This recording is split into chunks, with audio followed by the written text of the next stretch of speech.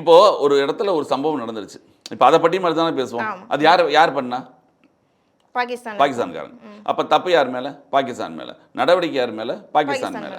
அப்படி தானே பண்ணுது. இங்கே இருக்கிற இஸ்லாமியர்களுக்கு என்ன சம்பந்தம்? யார் கேட்டா? உங்கள் வீடு என் வீடு பக்கத்து வீட்டில் இருப்பார், தெய்வத்த வீட்டில் இருப்பார். நீங்கள் காஷ்மீர்லேயே சொல்கிறேன், காஷ்மீர்லேயே எத்தனை பேர் இஸ்லாமியர் தானே அதிகம்? எத்தனை இஸ்லாம் அதிகம்? சம்பவம் நடக்கும்போது கூட இஸ்லாமியர் தான் ஒருத்தர் இறந்து போனார். அதில் ஒரு குதிரை ஓட்டர் இறந்து போனார். அவர் வந்துட்டு ஹெல்ப் பண்ணி இருக்காங்க. அப்போ அவர் அதை தான் சொல்கிறேன். அந்த காஷ்மீர் அந்த பயங்கரவாதிக்கும் சாதாரண ஒரு இஸ்லாமிய மக்களுக்கும் வேறுபாடு இருக்குது. அவங்க மதத்தை அவங்க சொல்கிறது மதத்தை தீவிரமாக கடைபிடிக்கிறதுனால அந்த தீவிரவாத எண்ணம் கொண்டவங்க. அந்த தீவிரவாத எண்ணம் கொண்டவர்களை எல்லாருமே ஆதரிப்பதில்லை. இங்கே இருக்கிற இஸ்லாமியர்கள் யாரும் ஆதரிக்கிறது கிடையாது.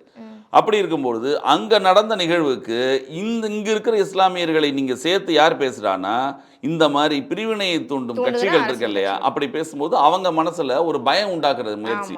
ஐயோ நம்மளையும் சொல்லிடுவாங்களோ, அவங்களுக்கு சம்மந்தமே இல்லையே, அதுக்கு அவர்கள் இந்தியர்கள் அவர்னு அவங்களே சொல்கிறாங்க. அப்படிங்கும் பொழுது பிரிவினவாத எண்ணம் கொண்டவர்கள் தன்னுடைய ஓட்டு வங்கி அரசியலுக்காகவும் ஓட்டு வங்கி அரசியலுக்கு எடுத்து கொடுக்குற மாதிரி இந்த திராவிட கழகம் போன்ற விடுதலை சிறுத்தைகள் திராவிட எல்லாருமே இதில் போய் அரசியலாக்காதீங்கன்றது. இது ஒட்டுமொத்த ஒரு துயர சம்பவம். அடித்தவன் யாருன்னா அடுத்த நாட்டுக்காரன்.